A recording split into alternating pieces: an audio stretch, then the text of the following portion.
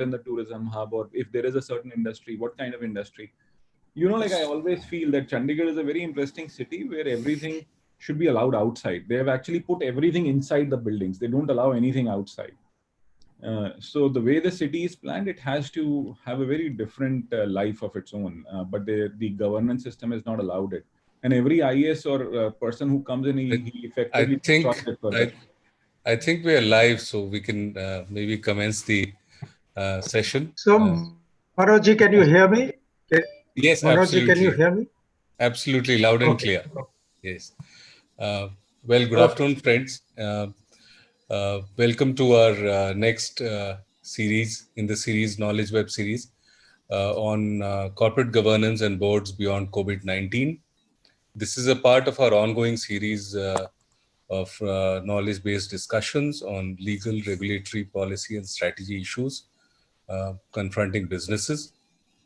We have earlier done sessions on the new normals on dispute management, and of course, another one on the challenges surrounding insolvency in India, particularly in the light of COVID-19 and the series of relaxations and reforms that were brought in to help businesses tide over the COVID-19 impact on insolvency. And then today we have a session on corporate governance and boards beyond COVID-19. Why this kind of a topic? Based on feedback and discussions with a whole lot of stakeholders, including a string of our very valued clients, we found that there were a lot of new issues, unexpected issues which are confronting the boards now, and particularly because of the crisis which came in a very unprecedented and unexpected manner. The boards usually are required to give leadership to companies under normal circumstances, to always align the short-term, mid-term, and long-term goals, to always help businesses tide over intermediate or long-term challenges, to always encourage innovation and competitiveness. Having said all that, what happens if a crisis knocks the door in an absolutely unprecedented manner? We have with us a very distinguished panel of speakers today. We have Mr. Vivek Bharati. May I request Mr. Bharati and Mr. Khushro to possibly switch on the video sharing for some time at least, so that our viewers can have a better insight on who they are likely to hear. So we have Mr. Vivek Bharati. Mr. Bharati has been amongst a whole lot of other responsibilities on corporate management issues. He's been a former executive director of PepsiCo for over 6 years. He's the lead handle for a lot of commercial bodies like FICCI on corporate governance and policy issues as we speak. And apart from Mr. Bharati, we have Dr. Amit Kapoor. He's an ace mind on competitiveness and strategy. He's known globally for his initiatives on encouraging competitiveness as a tool for growth and meeting aspirational needs of the society through business initiatives. So a very typical and a very unique platform for engaging business and social needs both together, and how both objectives can be achieved through competitiveness and strategy. I'll request Mr. Amit Kapoor, Dr. Amit Kapoor, to expand on this as we move forward. We also have Mr. Khushro Bulsara. Mr. Khushro Bulsara is he's the lead person driving the governance, compliance, and legal regulatory issues at the Bombay Stock Exchange. And in a way, he's the person to look up to for all blue chip and big companies on governance issues, on the best practices, particularly from the investor protection perspectives, from compliance perspective.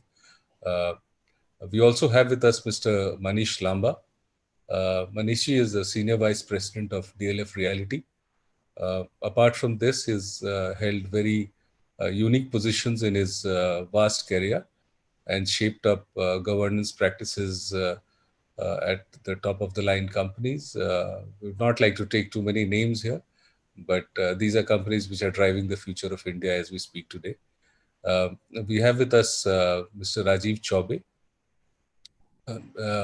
Rajiv ji is a director on the board of ACC and also the chief legal officer, and in a way, architect and oversight person for how ACC conducts itself on the parameters of governance and particularly corporate governance. Welcome everyone to the panel today, and we thank you to join us for joining us today to exchange notes. Just some housekeeping rules before we get on with the discussions and the issues.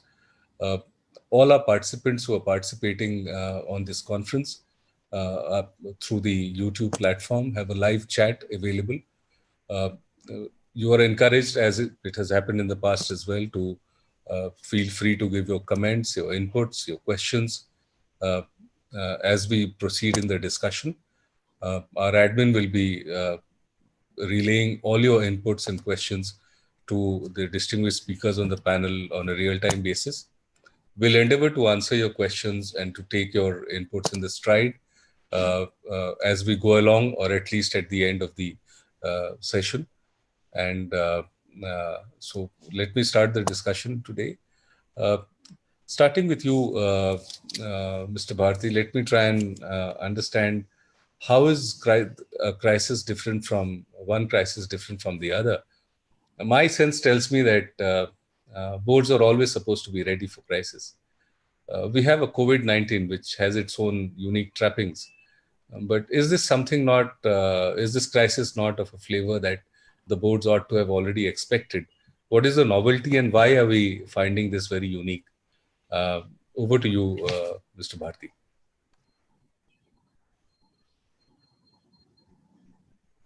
Vivek ji, you are there?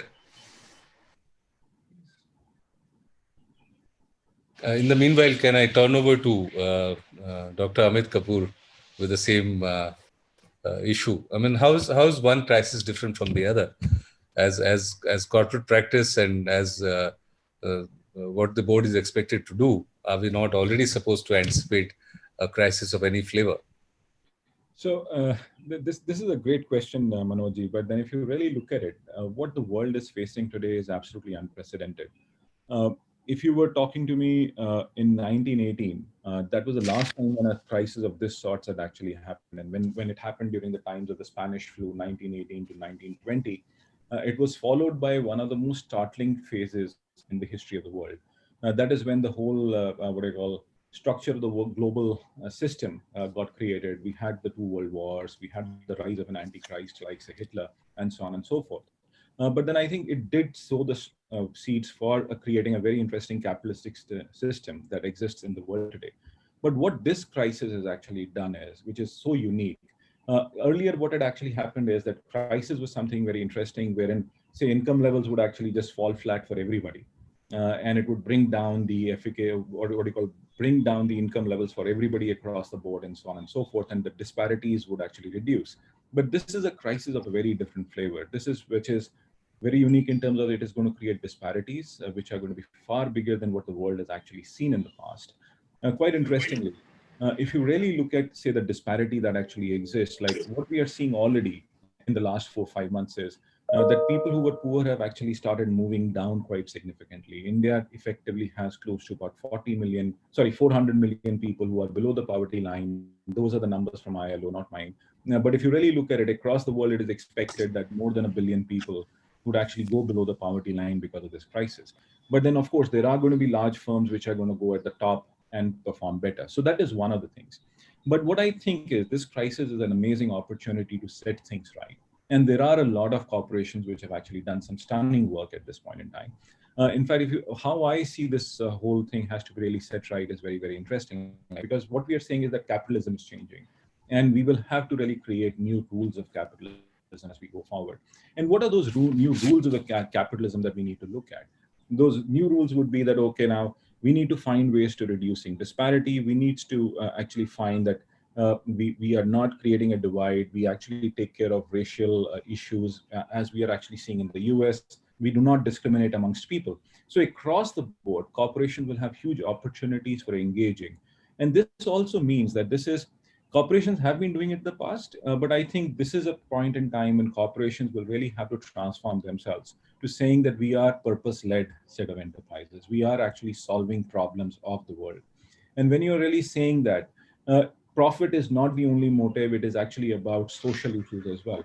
In fact, a lot of times people tend to believe it is the job of the government to actually do something interesting in terms of solving the societal problems and so on and so forth. But I think this crisis has brought to the fore that it's the corporate world which actually takes a big leap in terms of solving the challenges that we actually face.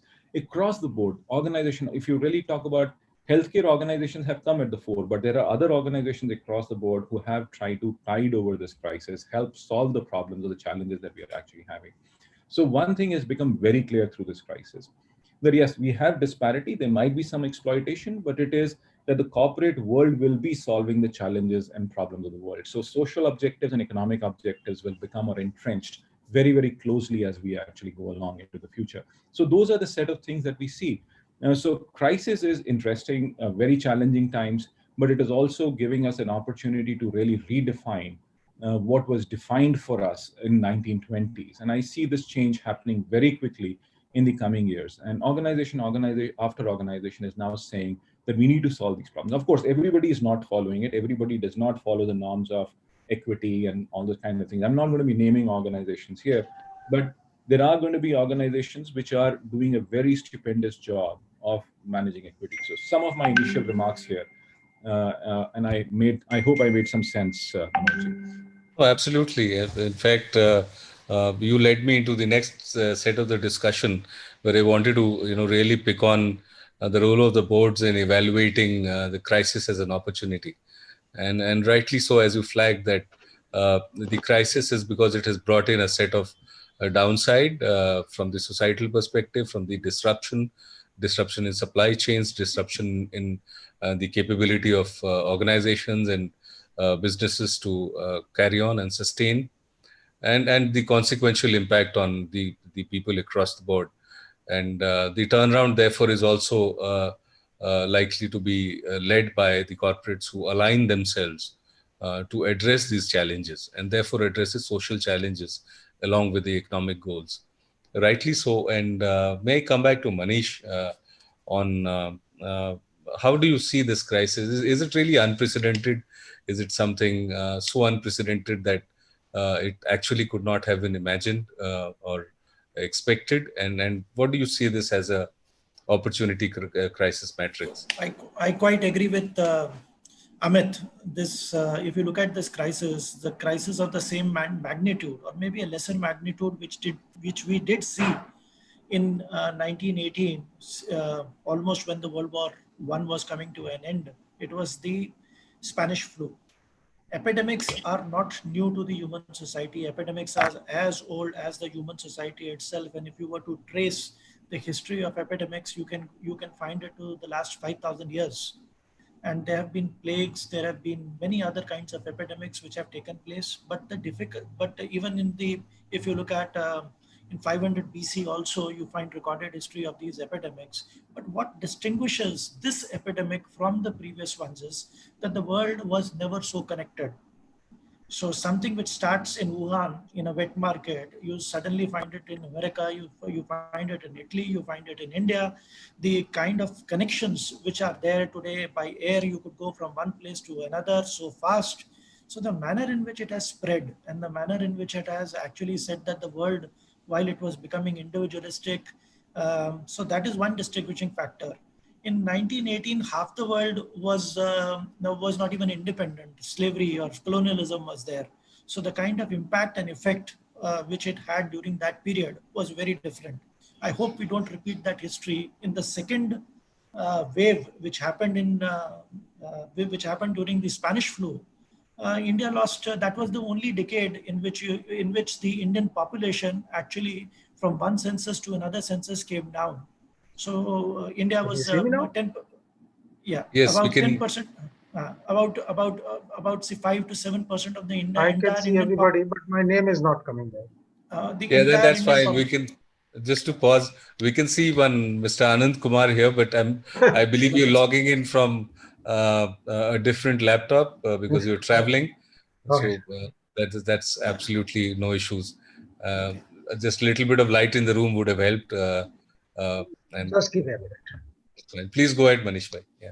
Okay, so this pandemic is so never ever in the world the entire world would have come to a stop. All trains, all planes, all buses, even human movement have been stopped. Even during the Spanish flu, this did not happen. The world was not so integrated. Economies were not of such a stage. Zooms were not there. Means of communication were not there. They were isolated pockets and things of that nature. Many areas of the world remain unaffected, unimpacted. But now this has impacted when the world is so integrated insofar as the economy is concerned. So it used to say that if US sneezes, we catch a cold. So, but today, now the manner in which it is the US, where for 3,000 people died in 9/11 and the whole world came to a standstill. Now 3,000 people are dying every day. So the kind of helplessness that we have seen, and I had read somewhere that if you were to put all the coronaviruses put together and put them on a weighing machine, it will be 1.5 to 2 grams. So it is so belittling that the kind of havoc which has been caused by this virus is not more than 2 grams. So this says that insofar as in Hindi they used to say that मुसीबत जितनी छोटी हो उतनी बेहतर. ये तो छोटी मुसीबत होने बहुत बड़ी मुसीबत है, छोटी बात होना. तो ये छोटा मुंह बड़ी बात है. It is also a very humbling experience that the humankind, insofar as no matter how we would have progressed, we do not know whether this is the last virus. This is certainly not the last one, not the first one. It will mutate. We may have waves. So in order to assess that how the world is going to be, there is going to be so there is going to be a pre-pandemic, during pandemic, and post-pandemic, and a post-pandemic is something which has not arisen. So I completely, the kind of poverty which we are going to see, the kind of effort which had gone in order to bring millions of Indians above the poverty line, with just these 90 days, that entire demographics have changed, that entire manner in which people have lost their entire life savings. So yes, it has also created opportunities, but this time the manner in which it is going to impact and affect the poor, the manner in which it is today, the geopolitics of the entire region, whether it is China, Pakistan, South China Sea, Japan, US-Japan relationship, Japan-Germany relationship, Japan-Australia relationship, and in between India. So everything has changed. So it is just not possible to capture what kind of an impact this is going to have. We only looked at into the pages of the history when we were faced this kind of a situation, but in no living memory, nobody had this kind of a memory of such kind of a magnitude. Things could happen. People said that things would happen. Bill Gates was talking about it. George Bush was talking about it. There were other academicians and epidemiologists were talking about it. Manish bhai, it's interesting to see how boards get to navigate through this. Yeah. So in now the sense what can we take out now coming as to the these board. funds? Yeah. Coming to the board, generally what happened was the boards were generally looking from quarter to quarter, or 1 year to another year. Somewhere down the line, 100 years of memory we had lost, that we have to see that the possibility of something which is happening once in a lifetime. And that is how we all have started learning and looking at force majeure clauses. So therefore, the risk which is there, which can impose that one more column which was insignificant and residuary, is that residual risk can sometimes become a very big risk. So that is something insofar as the risk mechanism, because ultimately you have seen that the board is not only responsible for the company, but they are also responsible to the society. So at some large scale, people will have to look at that. Pandemics is also one of the situations at the board levels, at the company levels, and at the level of the country and things of that nature. We will have to have a rethinking and make allowance for such kind of situations as well. Very well said. May I now turn to Mr. Bharati. In fact, Vivekji, we took the liberty of starting the session since we had gone live while in your absence when you left us for a few minutes. So we were trying to evaluate and discuss the very starting point where, how is this, usually boards should be prepared for a crisis. That's an assumption. And therefore, how is one crisis different from the other? We have COVID-19 today, and very interesting perspectives came from Dr. Kapoor and of course, Manish, you heard just now, that this is different because it has very larger and wider ramifications on the entire development ecosystem, on the entire business ecosystem, on stakeholders across the board. So therefore, this is slightly different. And we were also trying to touch on the issue, what could be the board's role in kind of evaluating and turning a crisis into an opportunity. Your thoughts on this, Vivekji? Over to you. Well, so my first point is that this is not the first time that we are seeing a crisis. And in fact, over the last 2 decades, we are used to living in a VUCA world, as they say. A world which is volatile, uncertain, complex, and ambiguous. Now, the different challenges would face different companies. Now, a company that has been around for some time and has faced uncertainty, which it does on a daily basis, and the boards have already put, and the management teams have put processes in place, it'll be much easier. It'll be much easier. So what you have done in the past, actually, this is a testing time for those processes already in place. Having said that, as Mr. Lamba was explaining, this is truly unprecedented. We have not seen this kind of magnitude before, and nobody today actually is able to predict how fast, how soon, U-shaped, V-shaped, S-shaped, what kind of recovery there will be. We don't know. Everybody is guessing. The best of experts actually are guessing. From the International Monetary Fund to the best of economists, they are all guessing how this trajectory is going to pan out. We today don't know whether there's going to be a second wave or post-second wave where there'll be a third wave. Everybody seems to be pinning their hopes on a vaccine. But let me tell you, there is not a single virus which has a vaccine. Till now, no virus has got a vaccine. Vaccines are there. Vaccines are there for bacterial infections. This is the first time that people are saying we'll get a vaccine. And hopefully, I hope they're right. So we don't know the trajectory. So this is a testing time for all the processes that you put in place. This is the testing time for your ability to redefine them. This is a testing time for put new processes in place or refine the processes that already exist. Having said that, I do think that the role of boards don't change in that sense. Their intensity of various functions may change, but the role of, unless there are regulatory changes which impinge on the role of the boards, crisis is merely another opportunity for an interaction between management teams and the board. So I don't think the role of the board per se changes. What changes is, depending on what kind of company you are in, is what part of that function comes to the fore. It could be more advisory at the moment, right now when you're grappling with complete uncertainty. But of course, without let go of compliance and regulatory requirements, whatever the new regulatory requirements will be. And this may vary from geography to geography. I mean, even within the Indian landscape, you see that different states have different requirements. And if you're a multinational, you have different requirements across geographies, across countries. So vigilance, all I would say is 2 caveats I would just start with is, number one, I think the board members need to educate themselves on what's going on. You should be able to add value. That is first point. And the second point is that please evaluate the work you've done in the past. What kind of protocols you've set into motion in the past? Are those processes adequate? Are new ones required?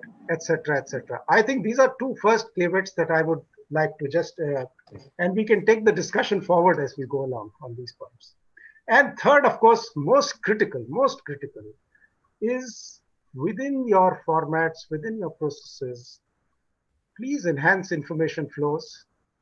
And that is so critical. Call it as it is.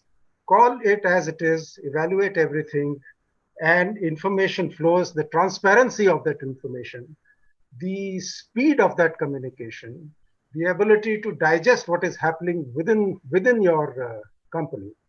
And I think what is more important is not just the assessment, but the framework of that assessment. Is the framework of that assessment right? Are you have to modify that framework, etc., etc.? And of course, finally, the boards also have to, with the help of the right talent within the board, evaluate the new regulatory requirements, evaluate that you are in compliance, etc., etc. So I think there's a whole mosaic of possibilities that are there. So let's carry on with the discussion as we go along. Very well said. In fact, and more so in these kind of times of crisis, the response, I believe, has to be much faster, and all these capabilities of the board, which the board is expected to be packed with, a different set of people with the right skill sets to support on all the fronts, right from regulatory to financial and non-financial issues, risk, strategy, response. All these have to play out in a very good orchestra at some point and on an immediate basis during crisis. Let me turn to Mr. Bulsara and then Rajiv bhai on just taking this discussion forward, in this backdrop of the very unique nature of a crisis, and therefore, how does the board respond and help this to be turned into an opportunity?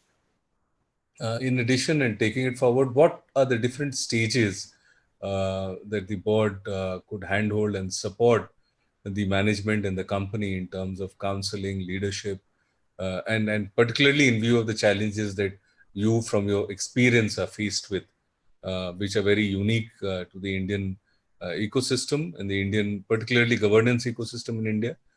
So what do you see as the board's role or the director's role stage by stage during the crisis phase? Mr. Bulsara, over to you. Sure. Am I audible, Dr. Kumar? Absolutely. Yeah. Sure. Thank you very much. And thanks for this wonderful opportunity to be with such esteemed panelists on this very, very relevant and burning topic of how boards should react in COVID times and beyond. It, as the other panelists said, I think this has totally come like totally a bolt out of the blue. It's like one of Mike Tyson's famous jabs, upper jab. And everybody's been taken by surprise. Probably in February, March, everybody thought this is calm. It'll go away like the SARS thing. It'll affect only China, not affect us. And when it began spreading, and this thing is totally invisible. So I think to a great extent, people were scared. And therefore, the reactions probably also were not as swift as they should have been, whether you talk of individuals, families, corporates, or maybe even the government to start with. It's only when we realize how dicey this thing is that I think everybody scrambled to start making arrangements, get things done so that your work disruption doesn't happen. And this is the COVID-19 crisis is basically too precious a learning to let go. I mean, this is something which we really need to learn from. As the great writer and philosopher George Santayana said, I really love those words. Those who do not learn from history are condemned to repeat it. So if you do not take lessons from this experience, then we should probably be held even worse in future crises which may come. So while I think Vivek ji very rightly said that the role of the board essentially remains the same, and it is only certain things which come into sharper focus. So I would like to focus on 3 points to basically lay out, which I think are very important, especially for boards and especially in these times and times to come. So the first one would be transparency and disclosures. So we have this regulation 30 of the listing obligation disclosure requirement regulations, which says that all listed companies do have to publish unpublished price sensitive information. And such a big thing like COVID happened where everybody was impacted. The company shut down, production was not there. And then some people started limping back to some kind of normalcy in May. But despite that, it was very surprising to see that in early May, only about 400 companies had given disclosures about COVID and how it has impacted them. And they were also pretty general disclosures. It was like, we're doing what the government has told us, and we've shut down our plants, and we'll take care of our employees. But nothing about impact, how it has impacted them. A little more detailed disclosures were not forthcoming. So we exchanges had a word with SEBI, and SEBI consulted us on whether there should be an advisory. And based on the response, they felt that probably an advisory was due. And on 20th of May, SEBI issued the advisory saying that companies should, I mean, they did not make it a mandate, but it was a very strong urging. And as I jokingly say, when SEBI says you may do it, it means you shall do it. So then the response was pretty swift. In the next 10 days, that figure of just 400 companies went up to over 1,200 companies. And now increasingly a large number of companies have been giving COVID disclosures on how it has impacted them, how it has affected production. Those who have started certain plants have started giving the impact it has had on their employees, the entire ecosystem, how they're coping with it. And very important is the financial impact because everybody knows it's bad news, but it's important to find out how bad it is. So because if you don't say that this is caused X amount of damage, people will think it is X plus something. So it's very, very important that listed companies, to the extent possible, they should quantify and explain the financial impact of what this has been for them. Moving from then to other disclosures, something like related party transactions.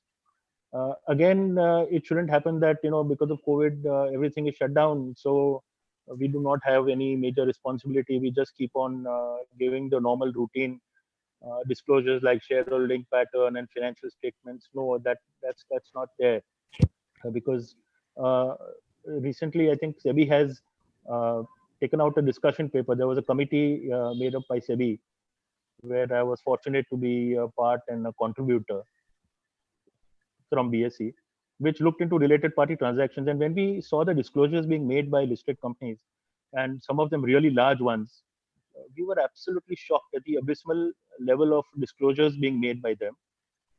They were just giving lists and lists of companies and with some amount written next to it.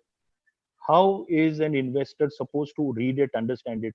We guys who are in the business, who are like first responders or first line of defense or first regulators, whatever you may call it, when we ourselves cannot make sense of it, how do you expect an investor to make sense of what disclosure is there regarding related party transactions?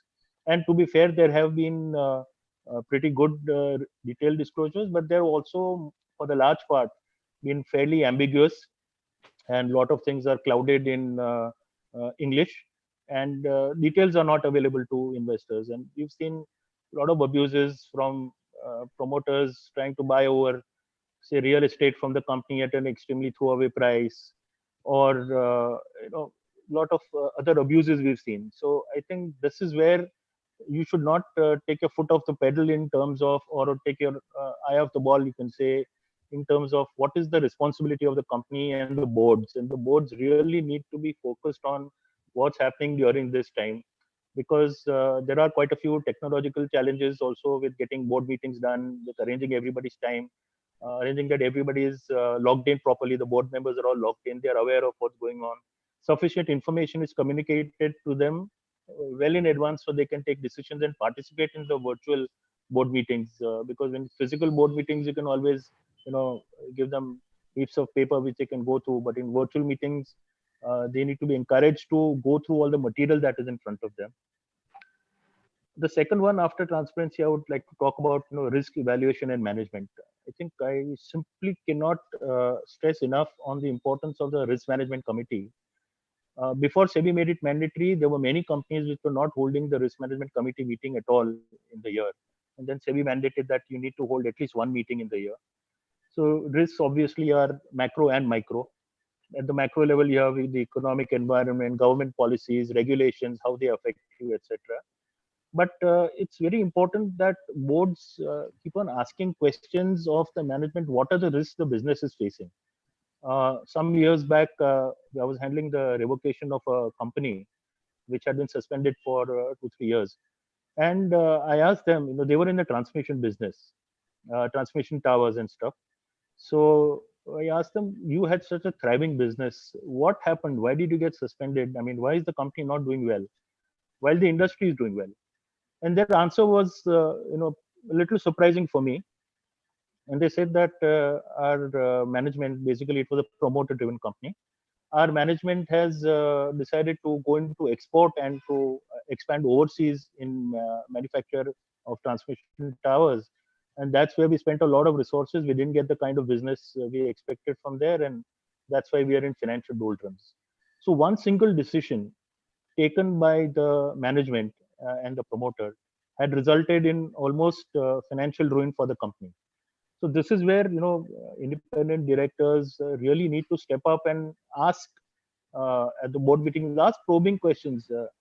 So if I may have the latitude of quoting a Sanskrit couplet, it says, "Tatviti pranipatena pariprashnena sevaya upadekshyanti te jnanam jnaninas tattvadarshina."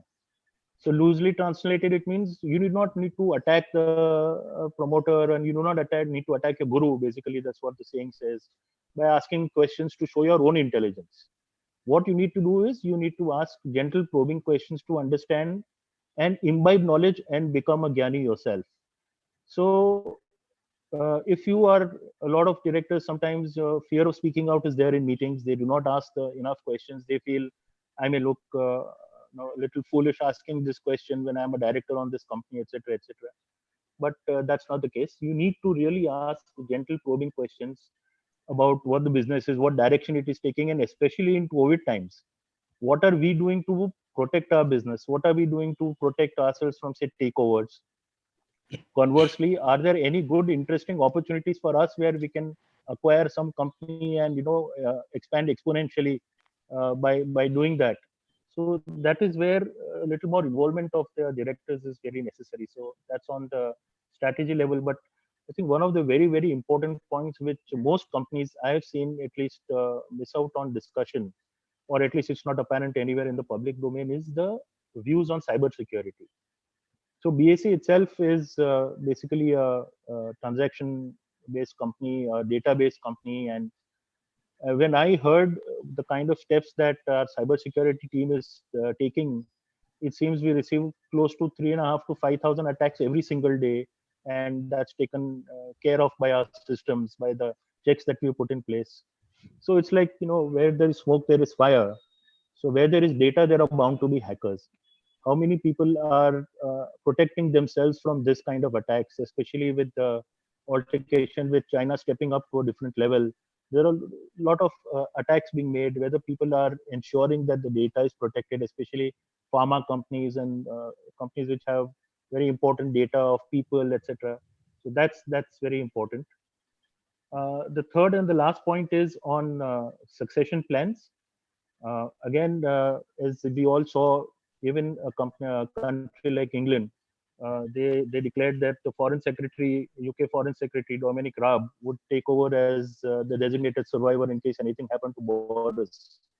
And only a few weeks later, Boris and his family were affected by COVID, and he was handling the stuff. And so again, succession plans are very important, especially in India, where we are largely 70% we've got promoter-driven companies. In professional companies, probably there is a very clear succession plan in place, but in promoter-driven companies, typically people would even be scared to ask, what's going to happen if something happens to you, to the main promoter, to the MD. So that's very important, that very strong succession plan is in place to deal with any kind of eventuality that may happen. God forbid, he could be traveling and something happens to him. So something as simple as that. So companies should have very, very clear plans about this. So I think these were the three focus areas I wanted to focus on, where boards need to really pay attention, not only now, because you don't know how far this COVID thing is going to extend. It could be another 6 months, 2 years, 5 years. They are all saying that it could be go beyond even 2 years. So it's very, very important to be seized of the risks and be prepared for something similar to this, which may happen. Anything could happen. So that's what I have to say about this. Thank you. Thank you so much, Mr. Bulsara. In fact, that's quite elaborate, and of course, you touched upon some issues we're planning to discuss as we go along.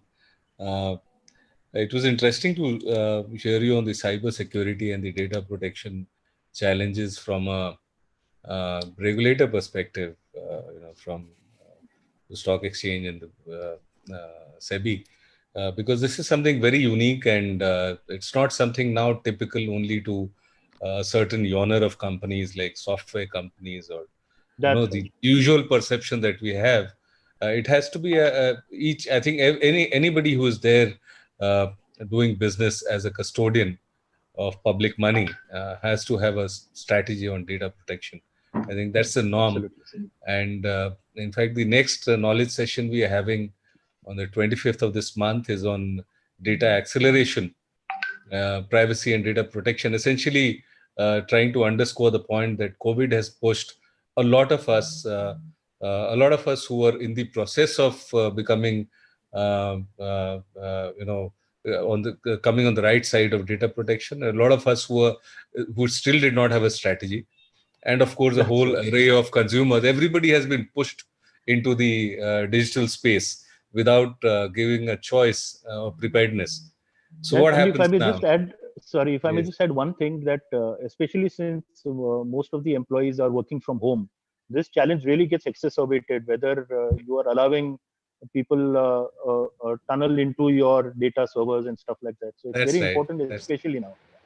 Especially with a single blanket permission from the DOT to all call centers and back offices, that without any further approval of the government, you can just go for work from home for your employees, which earlier required a set of compliances on data protection, on the kind of technical protocols to be used. All that has been done away with because to avoid disruptions in this troubled times. It could be a good action, but then the risk is still there. We're still exposed. So that it's going to be an interesting continued discussion over the next few weeks. We expect to have Justice B.N. Sri Krishna, who is the architect of the Privacy Bill, and our colleagues from the Observer Research Foundation, and some very eminent colleagues from the legal and regulatory fraternity for that. And of course, turning to Rajiv, we have discussed this whole array of a crisis, or how unique is COVID-19, and how does a company, and particularly the board by its leadership, enable converting the crisis into an opportunity. And then, of course, what is the expected line of support by the boards stage by stage during this phase of a crisis. Wanted to have your views on that before we move on to our next very interesting area of shareholder versus stakeholder value. So if you could share some thoughts on this, and then we can move ahead. So, over to you, Rajiv. Manoj, for this opportunity to be part of a very enlightened panel, and I had the privilege of hearing everybody out, and taking the point of Mr. Vivek. He spoke about VUCA. So I have personally been hearing this acronym VUCA, which is volatile, uncertain, complex, and ambiguous. And even the best of the risk management, and the best of the force majeure clause of any agreement could not have imagined that we will have this corona or COVID kind of situation, which will completely change the business scenario, the business environment, the business plans, the business continuity plan. And I think that is where boards, the role of board as well as the management comes into the forefront and that is I think the acid test, how companies have been able to come out with this crisis. And if I may touch the whole governance perspective, I think let's focus on large corporations, because large corporations, be it Bharati or Reliance or Tatas or Mahindras or any such large business houses, their existence, their continuity is actually of more relevance, because these large listed companies, they go to the market and they tap the capital and the resources, and that is where their obligation to the investor community at large and all the stakeholders, which also includes the government, because the entire revenue which is generated today, if we have a lower GST, that is because companies are not able to generate the same revenue which they were generating pre-COVID. So I think coming back to the boards, I think boards, and I also take the point of Mr. Vivek that a board remains the same. The situation has changed. So I think those boards which are resilient in the sense, for example, take the example of cement as a sector. We were also asked to shut down, post the MHA order of March 2020. And almost after a month, the revised guidelines came, wherein companies where continuous business processes were allowed to operate. So businesses opened. So one way of looking is that there is no construction, there is no real estate, there is no commercial, nothing is happening. What to do? Everything is gloomy. But there can be a management who actually goes and does their homework. The board gives guidance that it's not that the entire country is under lockdown. If you take and collect data in terms of what are the districts which are in red zone, what are the districts which are in orange zone, and what are the districts which are in green zone, I'm just giving an example of resilience. You will get to know that maybe your business is affected 30% or 40%. Still there is 60% business, and hence how soon management and boards are able to come up with a business continuity plan, and a plan to basically conserve cash, and a plan to reduce cost. I think those corporations are the corporations which will survive, whether it is COVID or whether it's a new crisis. I think crisis management is all about rising to the occasion and look for alternate, rather than just folding your hands and saying that nothing is possible. Today, if you see, many companies have gone ahead and declared their results, annual results. So people working from home were able to complete their audit of annual accounts and publish it to the investors. There may be slight delay here and there, even like taking my example, my company's example. Although we are a December closing, we declared our results on April 21st for Q1, which was the kind of dedicated as per the calendar.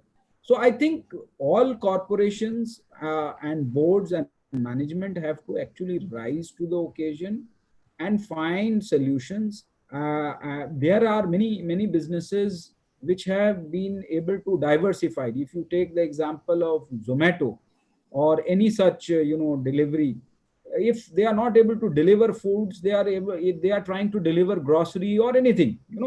So I think you have to start looking for I went to a shop and I could see that this company which used to manufacture bags, I'm just forgetting the name, they are now manufacturing masks. So maybe the sale of bags is not that much, but these are just examples. So you have to, the board, I think the role of board comes in terms of having a robust business continuity plan. And I think those people obviously who have been wiser, the boards who have been wiser, who have thought of what can go wrong and who have worked on scenario planning, that what can go wrong. I think those companies and those boards will survive this crisis, who have asked enough questions before putting the money into a project, who have not gone and done too much of borrowing, which they cannot handle it, I think those corporations have survived. I think a very good example is of Reliance Industry, who during this COVID was able to raise more than 1 lakh crore. So I think the whole, if you see that management, their ability to plan that the refining business may not have such a good future, may not have the same, same kind of delta which they have seen earlier.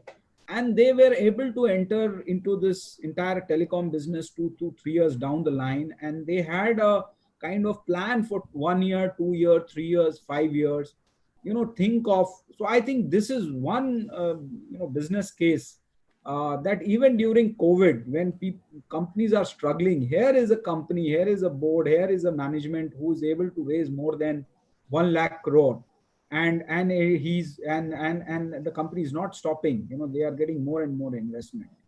And you compare this with a company which is a group which was well established, which was the Crompton Greaves. Ballarpur Industries and Crompton was big name. And this is public information, so I don't mind sharing, where the board itself has gone and approached SEBI and the stock exchanges that there is something which is drastically wrong, which is happening, and the management, the promoter should be removed.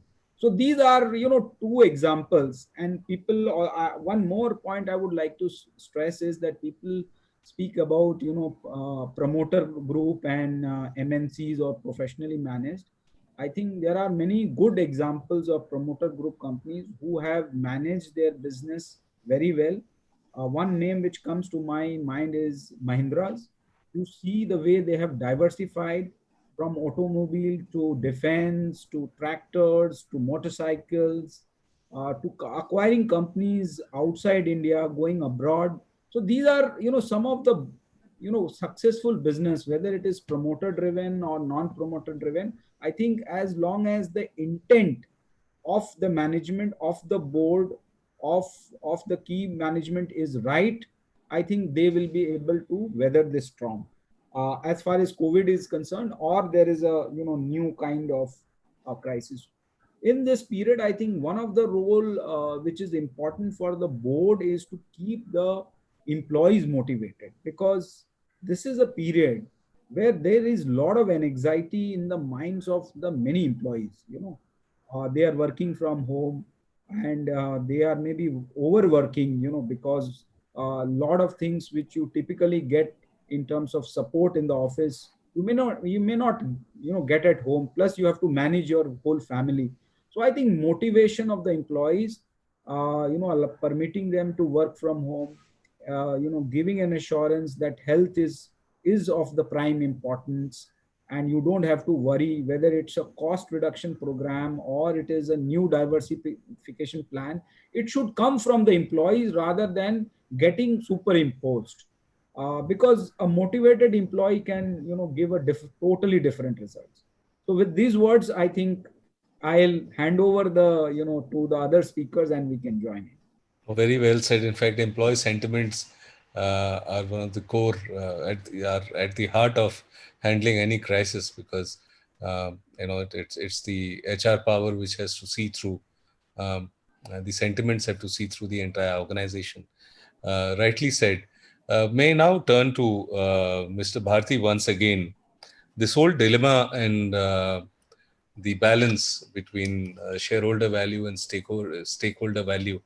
In fact, if you recall, the last Kotak Committee recommendations to SEBI also try to bring this to the core of the corporate governance structure that we possibly will foresee in future.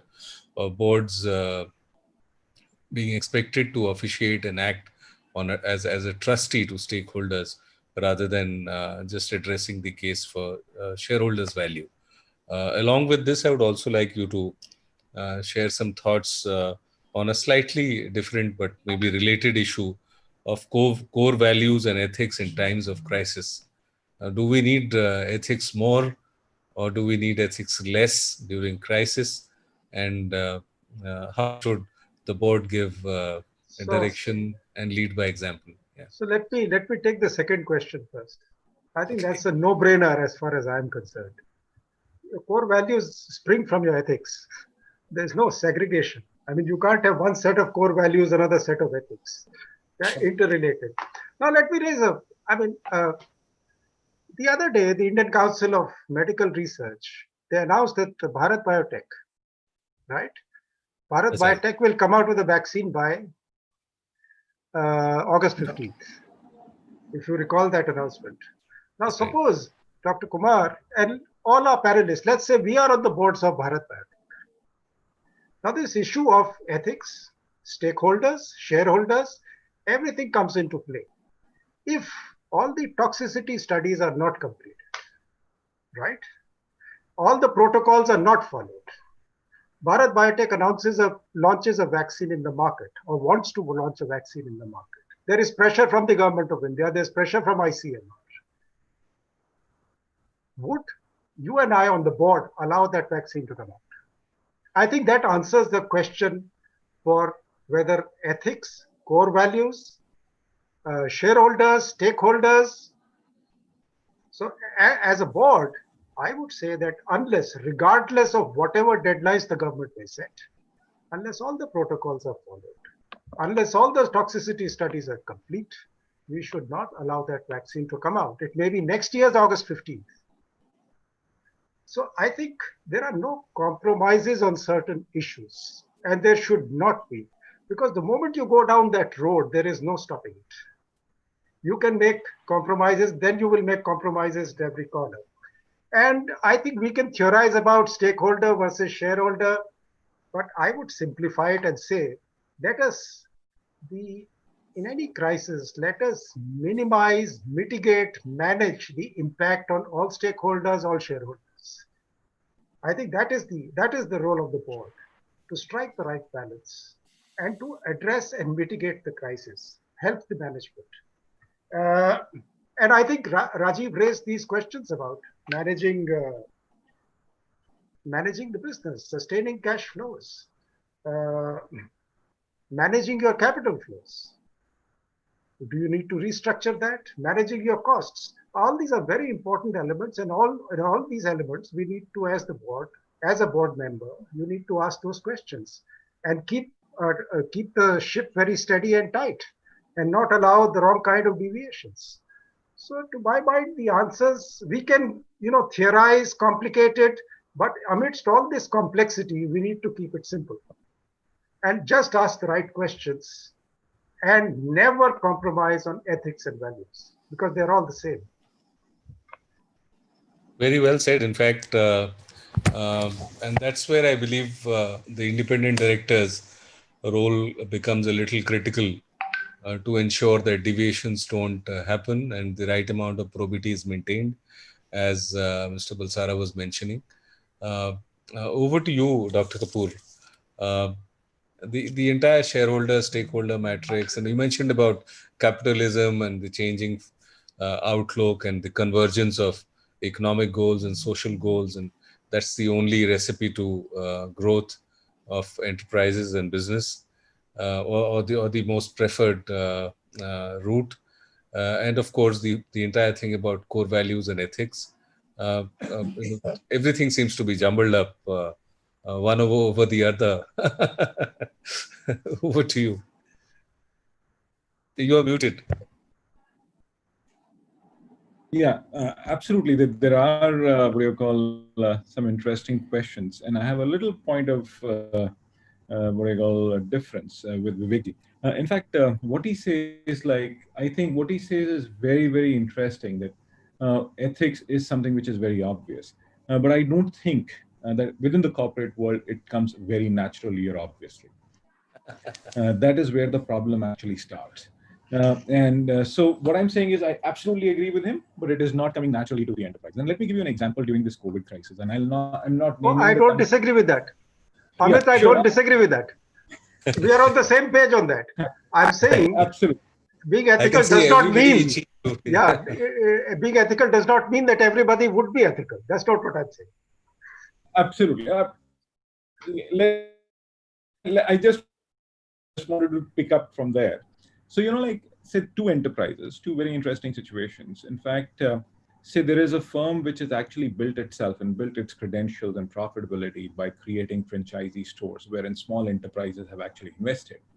Now, the question that arises is during this time of crisis, when you actually have tons of money in your bank account, should you be supporting your franchisees or not, who have actually enabled your growth over a period of time? There are two examples. There is an Indian company and there is Apple. Apple has supported all its stores, whether they were retailers or whatever. They don't have their own storefronts across the world, but what they have done, wherever there are those digital partners in stores, they have supported them with salaries and so on and so forth. That is one. There's a very interesting, again, an enterprise and not-for-profit in India, which fired the lowest rung of its people rather than the top, rather than reducing the salaries at the top, because now this is where the ethics comes into play. Because rather than saying, let's all of us take a cut of 10% or 15%, the lower end of the system can actually sustain. Why shouldn't we do that? I think there are great enterprises like Reliance, which have actually said they are going to take pay cuts across the board, and they're not firing any sets of people. So there is a very rational way of doing it. But there are enterprises which are not doing it. And something very interesting, I'll put a very interesting theoretical point here. I think larger the PR expense of a firm, there is a huge, larger possibility that there is an unethical system that actually exists. So we might actually want to do some kind of a point of thing here at some future state that we can actually look at. So if somebody wants to smash eggs at my head or face now, he can do it, but that's where it is. But having said that, it's a very valid point, because Mr. Bulsara is here. In fact, there is a specific clause in the SEBI listing obligation that if you have a contact with any media agency, you need to inform that. And this happened after, I don't want to take names. So you know what we are saying actually. So I think everybody is guessing what is happening. But having said that, I think what I say is that the future for capitalism, the future for the system is going to be that we will have to take care of what I call requirements for all stakeholders. There is going to be a common purpose or a corporate social purpose that it is going to be there, because each of the corporations are solving a social problem. Whether it is PepsiCo or Nestle or whatever, they are solving a problem of a certain order. You like that product, you don't like that product is a separate issue. We can have those differences or whatever, but they're solving a problem by there is a share of throat that Pepsi talks about. Nestle is a share of stomach or whatever, or you have Reliance, which is solving the problem of communication. But the question is that there is a clear-cut thing that there has to be purpose and profit, which have to get entangled together, and that is what the future will have to look like or look at in the future. And I think there are three principles by which we can actually look at that. And this is where corporate boards will also have to come into picture. I think this is more from a strategic viewpoint from the future. As Vivek ji had said, that there is this VUCA world, but then if I really want to survive in this VUCA world, what is it that we need to do? So one or 2 points here. Like one is, can I reconceive needs, process, customers over a period of time? Can I actually solve problems of the people in a much better way? Can I actually look at making ourselves more productive? And in fact, there was a very important point that Manish ji touched upon, that in this global value chain, which are going to get dismantled or whatever, in this like the world which we are seeing, which is very, very volatile in terms of, say, the war situation or the security situation or whatever. The question is going to be that how do we make our value chains more productive over a period of time? And then how do we really engage with the local ecosystem? Because we all operate, can we actually contribute to my local ecosystem? And it has to be beyond CSR. It is that can I actually create a system wherein I'm able to create engagement with local people and then really take up the whole location. That is actually going to enable competitiveness at multiple levels. Corporations become more effective, locations become more effective, and so on and so forth. And having said that, last but not the least, I would always want to reiterate a point. I think we need to understand that it is not governments which solve the problems. It's always the corporate world which solves the problem. I think a lot of people tend to believe that government is going to come and do something. Government enables the environment. It is people like us, entrepreneurs or whatever, who will have to go out and solve the problems and create solutions for the world. And this is where vision, purpose, ethics, everything actually just juxtaposes and comes to the fore. Very well. In fact, you always intertwine the practical side of what the business outlook should be very well. Mr. Bulsara, over to you as a part of the regulator, SEBI, so to say. when we talk about the emerging corporate governance landscape and the recent quota committee recommendations that have been largely appreciated by SEBI, what do you see as, what's your prescription? What do you see as the regulator's prescription for the shift from the shareholder value concentration to a stakeholder value concentration? And how far do you see core values and ethics being an enabler to tide over crisis, rather than pulling back the capability of organizations to walk through or navigate through a crisis? Your thoughts on this? Sure, thanks. I'm glad you said your thoughts. So I would like to put a disclaimer that these are Obviously. my personal thoughts, and they're neither the thoughts of BSE Yeah. or SEBI. I What's would not deign to. I would not take away from SEBI. So, but I feel personally that it's very important for stakeholder value to take over much more than shareholder value, and boards need to really look at the larger picture in that respect. Give you an example. I mean, as far as BAC is concerned, again, that we have a large number of vendors in the IT space, and of course we have others who do office support and stuff like that. But largely they are in the IT space. And when this happened, and we were considered an essential service and had to remain open throughout. Not a single day when we were off. So we did two very notable things, which is very important. Is number one is we kept on testing our software continually for moving from the production site, what we call PR, to the disaster recovery site, DR. So in case there is any physical issue which happens at the PR site, then we can immediately move to DR. And this is very important, especially in view of what happened at the Pakistan Stock Exchange a few days back. And of course, what happened to Bombay Stock Exchange and quite a few important places way back in '92. So, and again, move back from DR to PR. Now, to my knowledge, I have not seen any other exchange do that or practice that. But even during this time, with limited people working and most people working from home, we managed to do that with the help of our extended family, which is our vendors.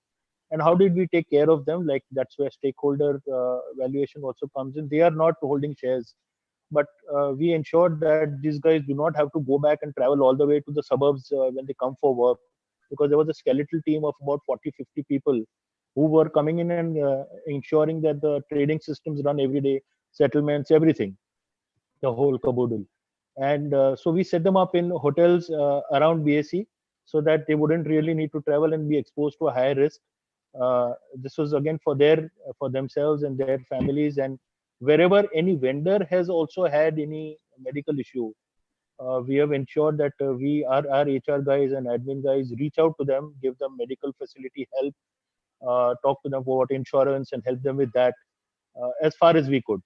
So I think that's very important, that stakeholder value, and not only vendors, it has to be the uh, entire ecosystem which helps an organization to survive, where we really need to look. As Rajiv ji very rightly said, employees is of course a very important thing, and I would say probably the first thing that you should be concentrating on and ensure their well-being, not only physically but also mentally.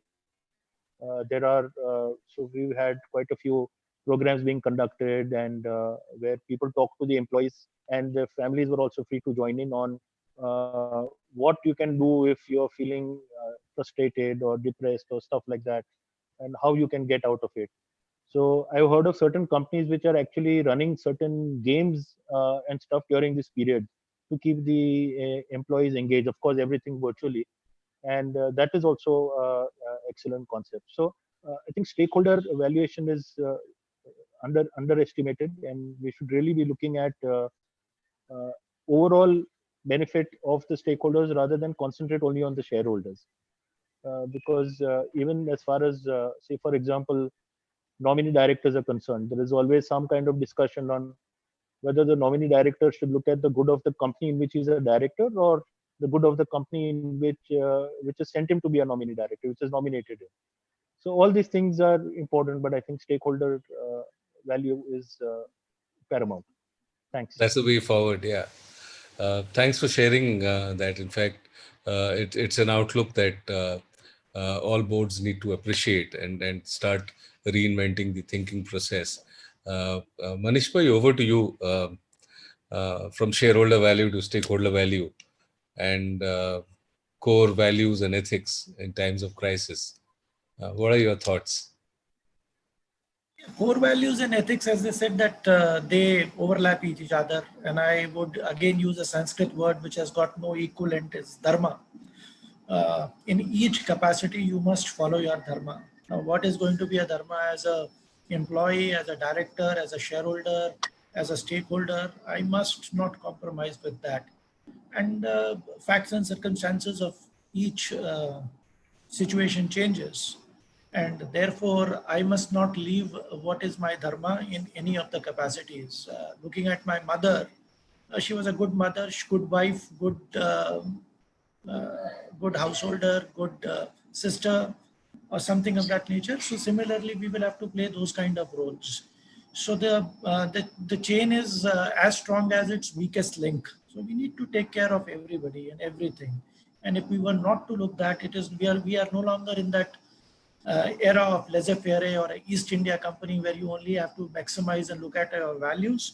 We all know, with all the gun power, all the monopoly, all the weapons, all the army which it maintained, ultimately that company got bankrupt, and it had to be by an act of a parliament, it had to be wound up. So therefore, it is not, even if you have all the powers, and if you own as countries as big as India and other colonies, you will still not survive. It did not survive because of the fact that it did not take care of the society in which it made profits. It did not take care of its employees. It did not take care of the natural resources. It was also not true to the majesty. Some of their governor generals had to be impeached, had to be sent to jails, and their employees as well. So therefore, that is an example. So it is not great to be great. It's still greater to be human. And it is necessary that that we look at all these values. It's easier said than done. So therefore, I would see, rather than looking at stakeholders, I think each of the stakeholder must operate as per its dharma. And dharma necessarily does not mean religion or a rule or a law. If SEBI fails to prescribe something, that does not mean that you can derelict your duty. Your duties will have to be, you have to put your guards on, and you have to work in a manner which is expected of you at that given point of time. And ultimately, what is good for, once you act in a holistic manner, and ultimately those are the companies which are going to sustain, and those are the companies which are going to add value, and those are the companies which are going to be remembered as good companies, and those are the directors who act in a particular capacity without any fear or favor. How independent are independent directors, and how independent they can be? These are all subjective questions, and whether too much of emphasis is to be given on that kind of an aspect. I think the collective consciousness of all those who make the company needs to move in a positive, correct direction. Unless that happens, I know what we are speaking about is utopian. It is not achievable, but certainly desirable, and our all efforts should be towards that direction. And those companies which only thought about their shareholders, like the East India Company did when it did rule in India, they were also bankrupt and they had to be wound up. Very well. That's a very classic example. And Rajiv, over to you. Let me pose a slightly different one that Mr. Bulsara referred in the course of his discussion earlier in the evening about succession plans. I remember a very famous series, Designated Survivor, with respect to the US president, and it's quite an interesting series. But at a more practical scale, when we talk about each enterprise, and we're dealing with a pandemic or a crisis in the nature of a pandemic, which has the capability of taking disruptions to all new levels, in all directions.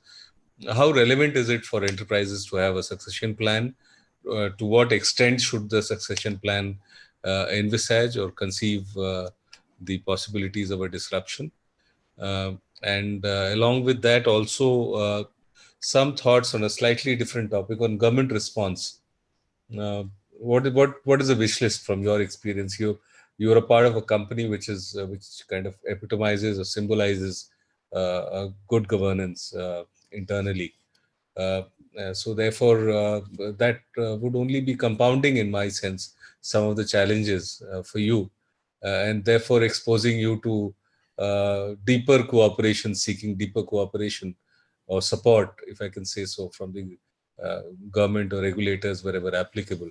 So on both these counts, on succession, they're slightly independent and different issues, but can we hear you on both the issues? Over to you, Rajiv. Yeah, so thanks, Manoj. I think I will take the words of Manish, and it's always a pleasure to hear out Manish. Though I think one word, dharma, actually explains everything. So coming back to, explains everything as far as governance is concerned. If everybody knows what in the entire chain of governance, be it the board members, be it whether it's executive or independent, or the CEO or the CFO, or the executive committee, or the HODs, or even an employee who is actually the real ambassador on the ground, on the shop floor. If everybody knows their dharma and actually does right, but I think there is something called tone at the top. So whether it is the prime minister of the country, that one person can make a lot of difference. And countries and have you know have grown or are there today because they had fantastic leaders and they actually set the right tone at the top. Coming back to your question on the issue of succession, the problem with Indian corporates, and I'm talking about promoters, is uh, for them the entire enterprise is like a baby, and they don't want to. And these are again, Manoj with a rider, that these are personal views, not the views of my present company or any past organization. They are pure personal views, that it's like a baby, like certain parents, even when the child grows, they still continue to interfere and want to decide each and everything which the child wants to do. While as a parent, when the child becomes a major, you can be a friend, you can be advisor, but they will start superimposing each and everything, deciding each and everything. I think the results could be totally different. So for the promoters, few of them are not able to detach themselves from the companies because they have been so passionate. They have grown, it's like taking the baby steps to growing it to a full enterprise. They are not able to disassociate. Maybe they have not done anything else except making this enterprise. And that is where the problem of succession planning comes. And it puts into a situation where Dhritarashtra could not, taking the leaf from Mahabharata, Dhritarashtra could not think of anybody else except Duryodhan, because he was, there was a blind, not in the real sense, means he could not visualize. So I think similarly, many of the promoters, they want their own child or sons to come on the board and run the business. Whereas if you compare this with some of the Western countries, what typically promoters does is they actually reduce their stake, and they are lesser than 25%.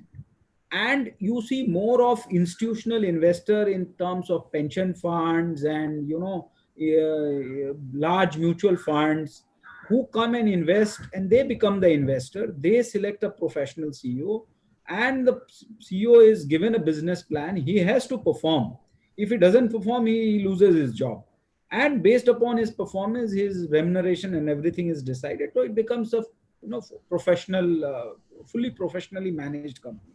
Unfortunately, in India, I think as far as corporate governance is concerned, we are still in a learning and growing phase. We have very few Narayan Murthis who could, take a back seat. Although he also had to come once, back into Infosys because somewhere he felt I was that going to flag that. the baby which I developed is not in safe hand, and then he had to come back. But at least he has not tried to put his son as the CEO of Infosys, and he got professional people, and wherever he felt that there was an issue. So I think it's a mindset issue, Manojji. It is not good to take your own example, but my current organization, if I take ACC, it was formed by a merger of 10 cement companies in 1936. The big boys of Mumbai, Bombay, as including the Tatas, they came forward and they laid the foundation of this company. And I think we are going to have our AGM on Monday, which is the 84th AGM. So more than 8 decades of existence, and the company has had difficult times, had times where it had to with it has to face a lot of crisis, but I think it has come out because one of the reason was that we always had a professional managed management, and boards also from every walks of life. So that can be a case study where promoter, but again, a lot of success stories are there for promoter companies where they have brought in a lot of professional management and have empowered them. You can bring a lot of people, but if you don't empower them, then it doesn't work actually. So this whole issue of control has to go. So I think that is on succession. And I think as far as the government aspect is concerned, my personal view is that there cannot be corporate governance unless there is public governance. And when I say public governance, it is all the regulators, the government of the central government, the state government. So I always keep on telling that, while we have ease of doing business and we have improved our ranking in terms of ease of doing business, I think there is a lot government is doing. I'm not saying it is not doing. They have done a lot, but I think a lot more is required. And as a country, I think this is the opportunity. This is the right time when we can get lot of good investment into the country, because somebody's loss should be somebody's gain. And we can get investment only when some of the points before we joined, which Manish has been raising, that for a execution of an award, you have to travel from Dasna or Noida to Allahabad, which is more. I'm taking your example. Further away, yeah. Like Lahore is closer when compared to Allahabad High Court from Noida. So I think that was a revelation to me. I think so. Lot needs to be done, and unless transparency of the day comes in, where things get approved online without human interface, because as long as if you give the regulators a discretion, and on that day we were discussing certain things like 1 minute, I think I'm running low on battery.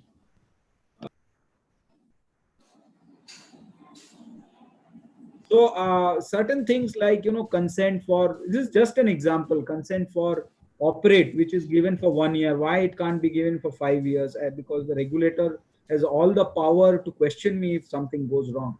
So I think unless there is public governance improves, expecting only corporate governance to work in isolation is not going to work. So as a country, I think we need to work towards that, bring more transparency, and so that we can attract investment and businesses can operate with much more ease. Thanks a lot. Corona has explained that you can even die at 40 or at 4. So succession planning becomes very important. It does not mean that you will plan when you turn 60 or 75, or you will become XYZ in the company in XY fashion. Succession does not mean that you must wait for the directors to become, or somebody to become, or the CEO to become 60 years of age or superannuation. It should not be confused with that. Corona has explained to us, has given us a lesson that the life and the life is uncertain. So therefore, there must be, the show must go on, and the succession should be for everyone, even if the CEO is at the age of 40. Unless we have that kind of a succession planning, I don't think so. It should be succession of duties and obligations, and not necessarily of persons. So once we look at in that very frame, today we are very person-centric. Once that thing gets changed, anybody can die in a car accident, anybody can die because of corona. So the succession should not stop at promoters, directors, managers. It should go to the last level, because ultimately the objective are that the show must go on, and entities will remain, people will come and go. Correct. Very well said, Manish bhai. In fact, turning to Dr. Kapoor. Sorry. Yeah. I just wanted to add what Manish said. See, actually, as I told, the promoter or the person who owns the company is able to control each and everything. He can decide who will be the CEO, who will be the board members itself. Generally, I have seen in my experience, except, large corporations, it is actually always friends who become independent directors, while you may do all the tick mark compliance.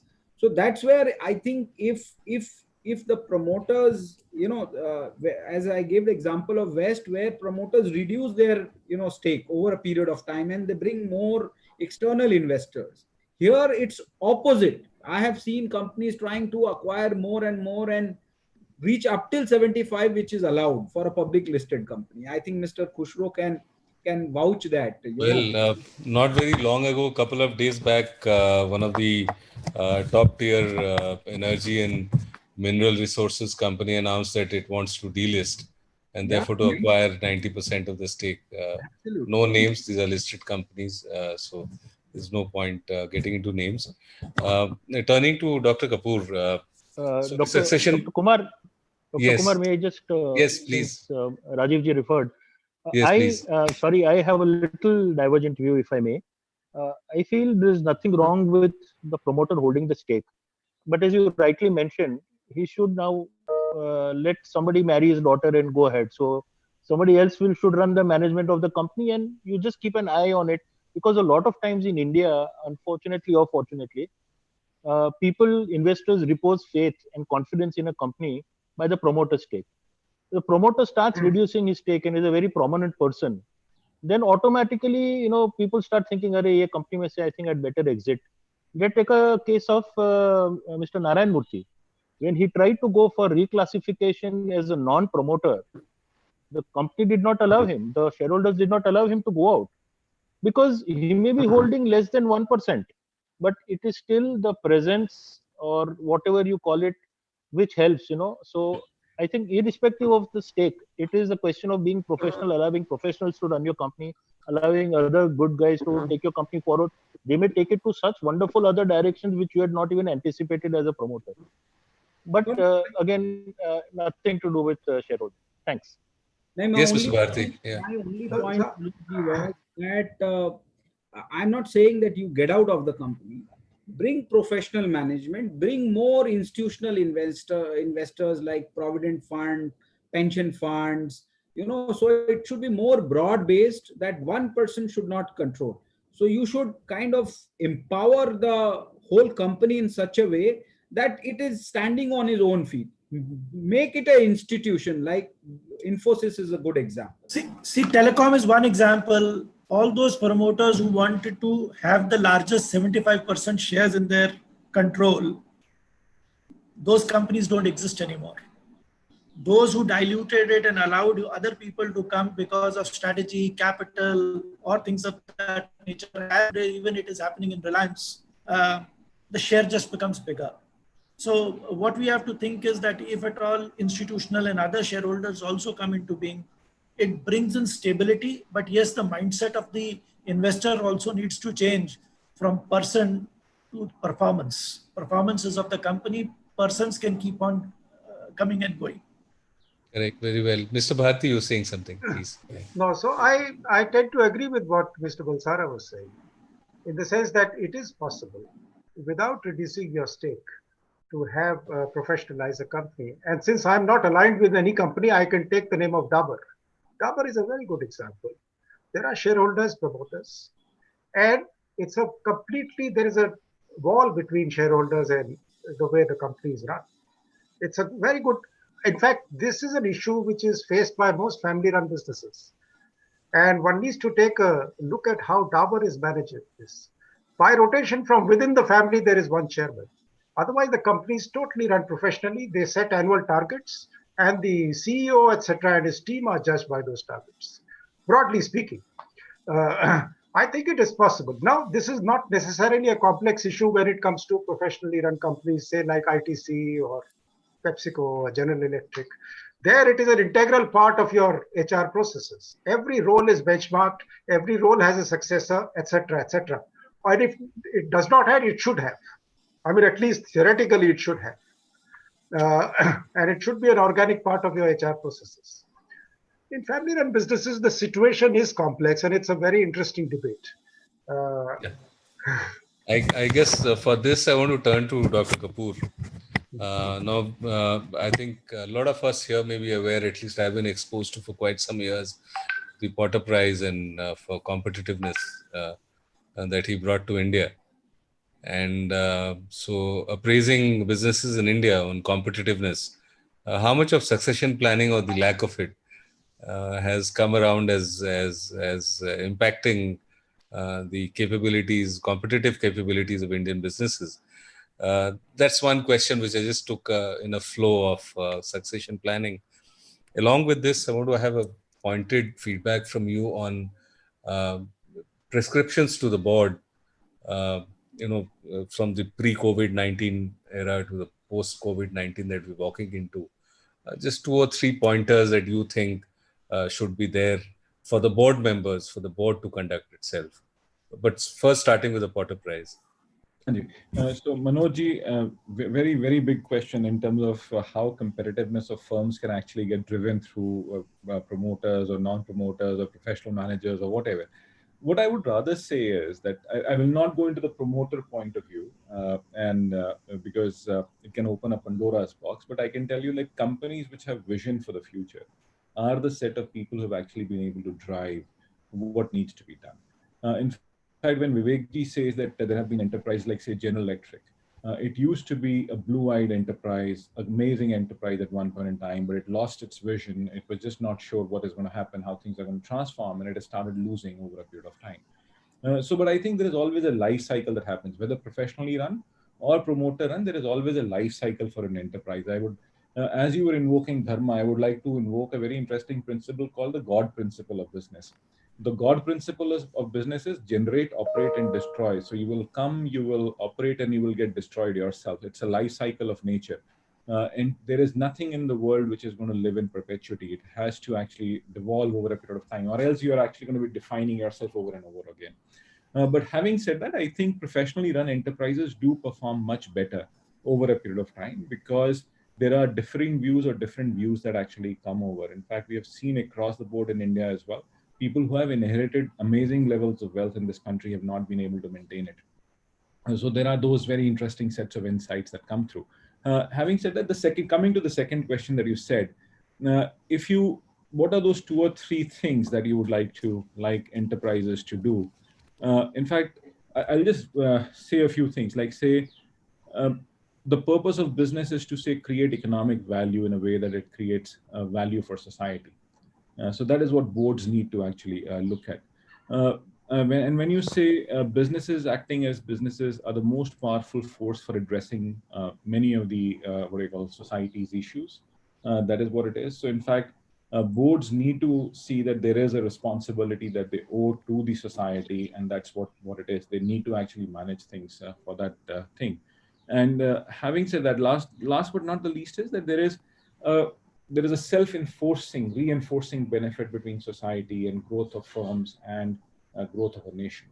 And we need to actually look at that. And of course, without a doubt, I think one last thing that I think all boards should do, and probably not part of this discussion, is that they should find a way to create entrepreneurs in a country like India. Because if you are able to do that, we have to invoke a system wherein we are able to create entrepreneurs and really push the agenda forward. And they should not look at entrepreneurs as, say, competitors. In fact, I have a very, very critical view of enterprises and high salaries. In terms of like what enterprises do enterprises pay enough salaries to make sure that a smart guy does not become an entrepreneur? That's a very interesting competitive view. You can actually disagree with me. That's how so that's where it is. But then over to you, Manoj. Hi. Not tend to agree with you more than high salaries, whether they actually end up operating as glass ceiling for great talent, in that sense. Mr. Bulsara, over to you. A few prescriptions for boards in the new phase that we are walking into. Maybe some of the issues you may think that we have already spoken about, but very pointed prescriptions to board on conducting themselves. Thank you, Dr. Kumar. So I would again go back to the three major points which I focused on at the beginning.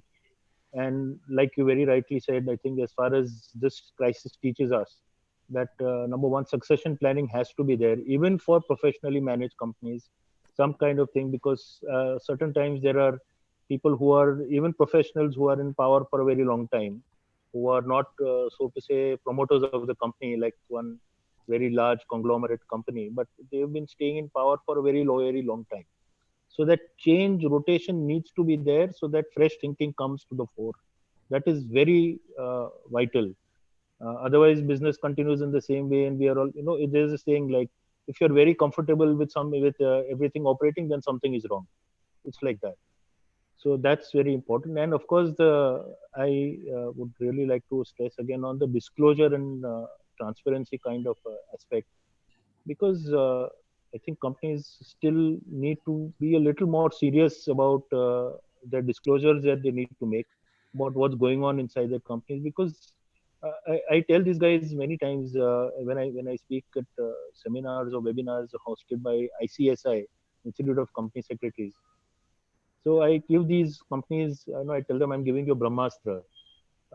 That like you had those weapons of mass destruction, there should be, I can give you a weapon of mass disclosure. And that is WIDD, when in doubt, disclose.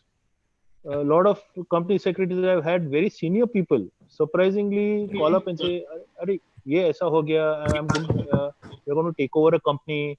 Should I disclose everything or not?" And I tell them, see, other than business secret, other than something which will harm your enterprise, you should go ahead and disclose. Why are you balking at giving the full disclosure? So when in doubt, disclose. If you have any issues, you take it up.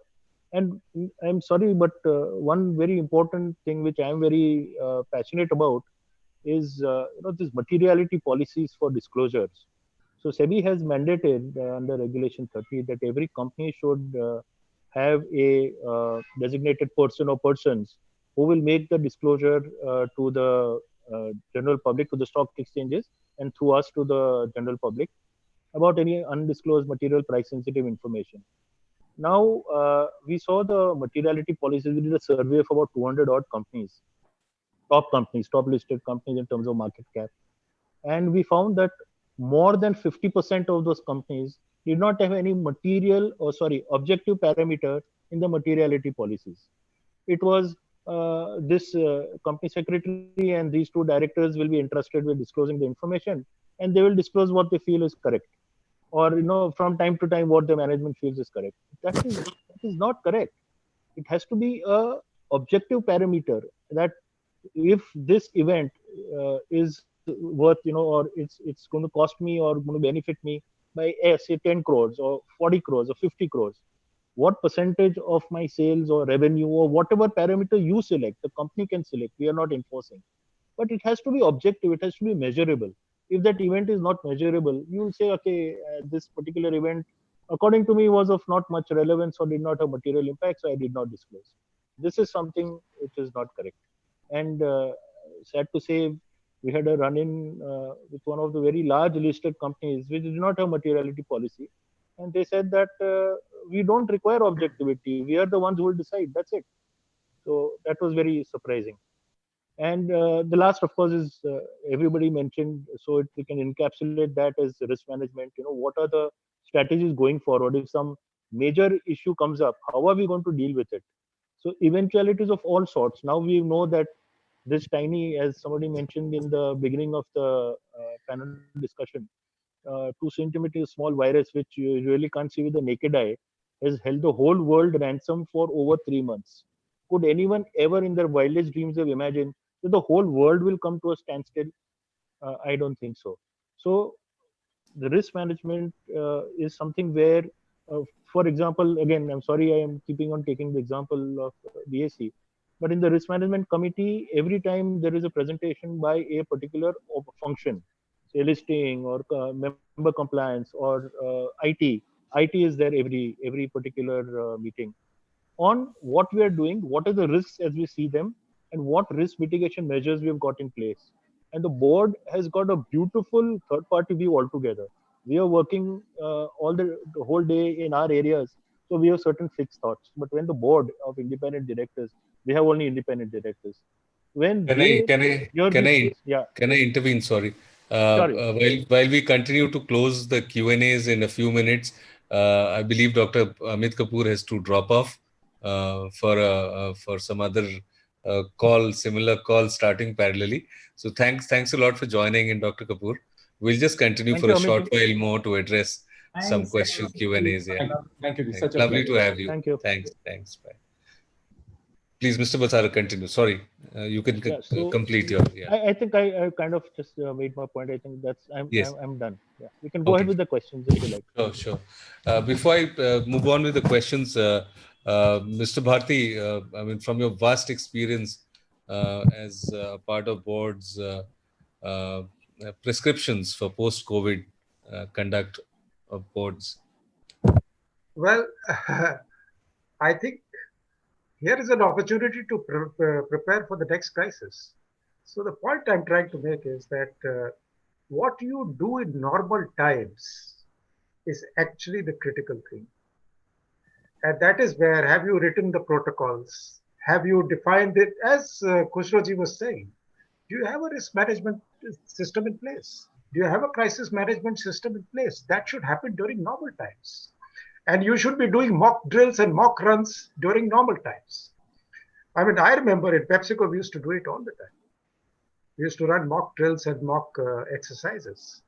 Uh, and right through the organization, the full organization has to be prepared for that. Because the crisis can hit at any point. It need not be a systemic crisis like COVID. Your company can be faced with a crisis. For example, Vedanta had to close a major operation in Orissa. That kind of crisis can visit a company.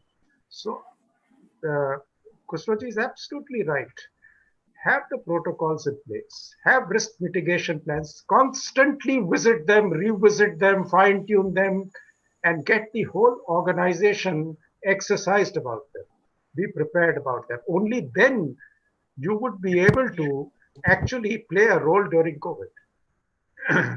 And what is the learning from a COVID kind of crisis? How you've strengthened yourself, I think is the best learning that can emerge out of this.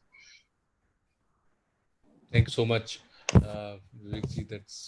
That kind of completes the loop for us, at least for now. And I'm sure there'll be more nuanced issues going forward, including the role of, or the competence, or the role, or the expectations from independent directors. We have seen some recent changes being made.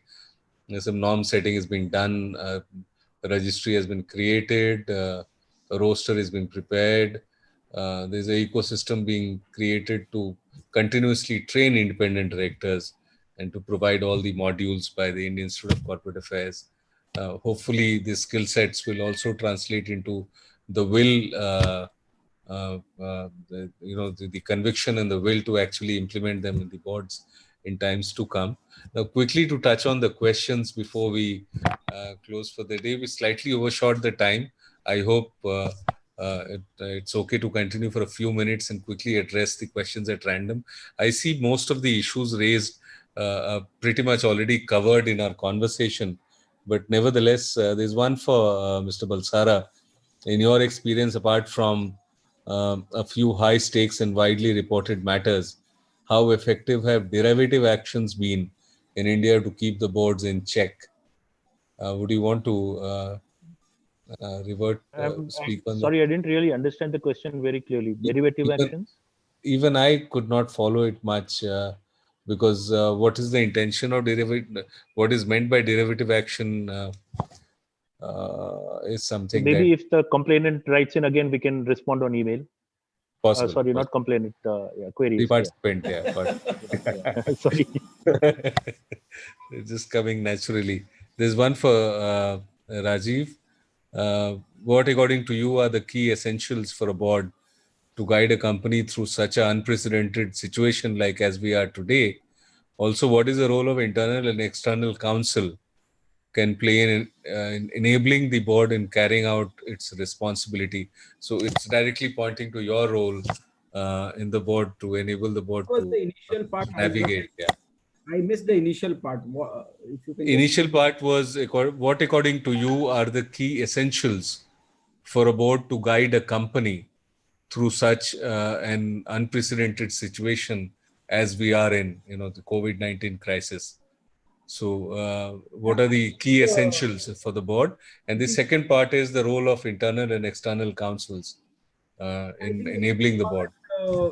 Is one is to have the right management in place, because any strategy, any business plan, any growth cannot be delivered if you don't have the right management. And it includes what we just discussed, succession planning, right people at the right place, empower them.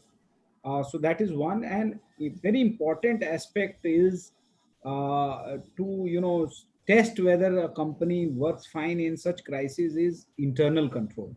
I would say this is one of the most key important things. Internal control and internal financial control, these are two separate things. Financial controls actually focuses on how accounting norms has to be done, whether if there is a contingent liability, whether it is being accounted or not. And companies can very well play with numbers when it comes to recognizing any liability or any demand and all those things. And accounts can easily be manipulated, the classical case of Satyam. So that is internal financial control. Internal control is that every process of the company, every function is mapped, and every executive is mapped in terms of who is responsible for what, and those controls should be regularly tested, and exception should be reported to the audit committee and board. I think when somebody knows that I am subject to a responsibility matrix and I am being kind of, there is a automatic checks and control into the system, that is very very important, because whatever you may plan can be, people can take deviation and put the company into trouble. So I think that's very important. As far as role of general counsel is concerned, I think the agility with which they can work, and they can come up with solutions as far as any business situation is concerned. Ability to reduce cost is one of the, because legal cost also sometimes becomes a very huge cost. How you can ensure that there is minimum litigation, because any company is not into the business of litigation. So I think how you can help the company resolve some of the legal issues. During COVID, I think the biggest challenge, Manoj, was that with so many things, for a pan India company like us, so many circular directions. And you remember the famous MHA circular which says that there can be a penalty and imprisonment, where most of my head of plants told, sir, I don't want to go to jail. So addressing these kind of query and an anxiety, addressing legal issues, I think becomes very very key, so that businesses run very smoothly. Thank you so much, Rajiv. Manish bhai, I believe you have another call to take. If you have any inputs on this question, I would request you to share your thoughts.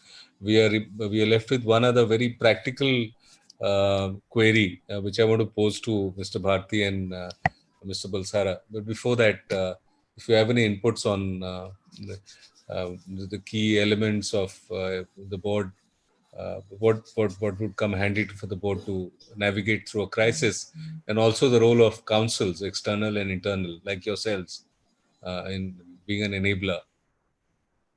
So again, what I get from Mr. Bulsara is very thing, always be transparency. Transparency and sunlight are the biggest disinfectants. If you can, if you can practice that, we had a lot of faith that with sunlight and the summers, this virus will also go, but it did not go. But I think transparency and sunlight is the cure for many ills in the society. The other thing is that what we need to do is that we need to move rather than independent, too much of focus on independent directors. I think there should be more focus on independence of directors, and there should be more focus on rather than people, on processes and systems and technology. So these are the ones which are going to yield larger dividends rather than coming out with many other things. And the role of our internal and external counsel, I think it's the same, because we need to give the correct advice, work as per our dharma, not what is correct for today, but what is going to be correct in the longer term. So similarly, whether we need to interpret a particular notification, as Rajiv Bhai was saying, is there, whether we interpret it internally, internally we get, sometimes our vision gets skewed by the immediate necessity and facts, whereas the external counsels do not have that kind of a handicap. They need to look at totality of a situation. And I think as the world is becoming more and more integrated, it is, I think, external and internal people and councils who have to work like a team and be true to our dharma and move forward. That's about it all. Very well said. In fact, people, process, and technology. Yes, of course, that's the way forward. Feel free, Manish bhai, to drop off if you are at any time, if you feel. Thank you so much for joining us. Just a few minutes more, one more question. You can continue as much as long as you want. Mr. Bulsara and Mr. Bharati, there's a very practical side query which I thought can be purely addressed by you from your experience. What role is the ethical awareness going to play in corporate governance? And how are the directors likely to utilize the ethics? So how do they use ethics as a tool in the performance of their duties? So it is more on experience. I thought it's best posed to Mr. Bulsara and Mr. Bharati yourselves. Vivek ji? Please. So I have worked in an environment where I mean, during my professional life in an American multinational, where ethics are absolutely uncompromising and the rules are very strict. You know, there was this discussion going on just now on the role of the general counsel. And I can tell you that the general counsel, for example, in PepsiCo India, would not report to the CEO. He would report right to the top, and they would report to the board. So there is a segregation, and the general counsel, assuming that the CEO has violated any ethic or the code of conduct, the CEO could be dismissed. He would complain to his superiors.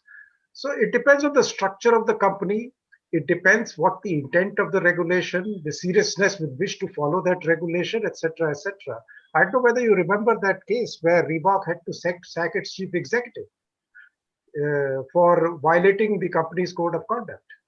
So it depends on how seriously you take these issues. And it depends on the intent of the company itself. Independent directors can try to reinforce those values. But I think beyond a point, apart from refusing to sign certain things, it also is incumbent on the management. And it is always the independent director's duty, if you ask me, to revisit, to restate, to keep the awareness levels high, and continue to communicate with the top management that this is doable, this is not doable, this is right, this is wrong. So clarity on the rights and wrongs is very, very critical. And Very well said. Yeah. Please go ahead. Yeah. so, I mean, the rights and wrongs are very clear. And as Khushroji was very rightly said, WIDD, absolutely, I fully agree with that. WIDD, just disclose, disclose, disclose. Keep transparency. Nothing should be hidden. Thank you so much. Mr. Bulsara, how about yourself? From the practical side, as very lucidly put across by Mr. Bharati just now. I would say my personal ethics make me say that I couldn't agree with Vivek ji more. And it's actually, as far as I think sometimes independent directors are in a little bit between a rock and a hard place. When they see that promoters are doing something wrong or something is going wrong, and he's asking questions and he knows for sure something is wrong. So I think the whistleblower mechanism, which is required to be put by all companies in place, is again a very, very important facet of corporate governance. We've seen certain cases recently in the recent past where the independent director, who was an audit committee head, stepped down and he pointed out certain wrongdoings which were happening. So I think Pani jab sar se upar ja raha hai, then he has taken such kind of a step. Because if staying there you cannot do something right, then probably you may need a lot of courage and self-conviction and ethics to do your whistleblowing, but in a more constructive manner, not with a view to have any personal animosity acted out on the public stage. So that's very important that if they see something, they need to talk about it and then just get down and just step up. But Mr. Bulsara, that is where the role of the General Counsel comes in. The whistleblower can call and the General Counsel will investigate. And we assume that that investigation would be thorough and fair. Yes, but what happens frequently in companies, or rather we see a lot of whistleblower complaints coming in, is that after a few months, the whistleblower comes back to us and says, I've been victimized, this has happened, that has happened. So for companies, it's very necessary to set in a strong regulatory framework for whistleblower complaints where the identity is protected as far as possible. And if it's something frivolous and all, then I'm sure disciplinary action is the only way out. But otherwise, you need to support the whistleblower. So that's where actually I am re-emphasizing the point that the role of the General Counsel becomes critical. Rajiv's role is critical, I would say. It is how we empower Rajiv to be absolutely fair and thorough in his investigations. His team must be busy all the time actually attending to so many whistleblower calls. He is such a large organization.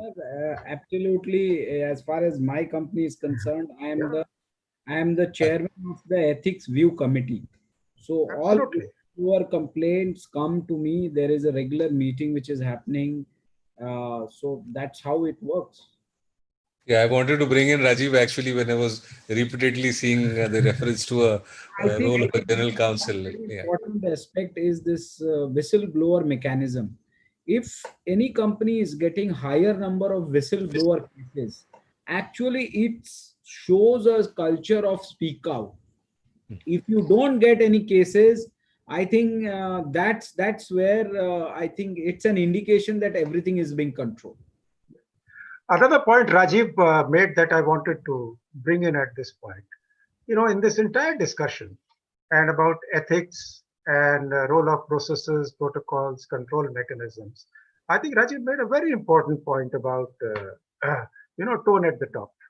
At that tone at the top in your, general meetings, in your town halls, etc. The tone at the top, the message you convey to your employees during your interactions on ethics and values and processes within the company, I think that's very critical. So it has to flow from the top. Vivek, on a lighter note, remember the 1972 film Amar Prem of Rajesh Khanna? Ji. So that very, very famous song, he says, "Maaji jo nao duboye, use kaun bachaya." So that's very relevant, I think. Well, thank you so much. Now allow me to wind up. I'm sure time is valuable, and before we close, allow me to share the compliments of a dear friend of mine. Is not given a question. Subir Bikas Mitra. Dr. Mitra is the legal, regulatory, and compliance and policy head at Gas Authority of India Limited, and he shares his compliments particularly to the panelists. So I thought I must convey it across. Thank you so much for joining us today, Mr. Vivek Bharati. I know it was a very pressing time for you, traveling out of home under very unique circumstances. Still, you made out time for today. Thank you so much for joining us, Mr. Khushro Bulsara. Thank you so much for taking out time. It's a weekend is very precious in the hard work regime that I know of that you follow. And of course, Rajiv, thank you so much for taking out time and adding so much of value. My God, it's incredible. The employee sentiments and tone at the top and everything that goes into making possibly what the way you were handling your responsibilities at ACC, and great wishes to you.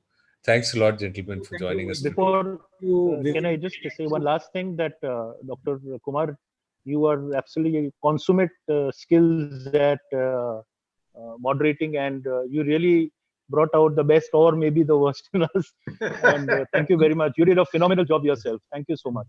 Thank you. Thank you, Dr. Kumar. Thanks Thank for you, joining. everybody. Thanks.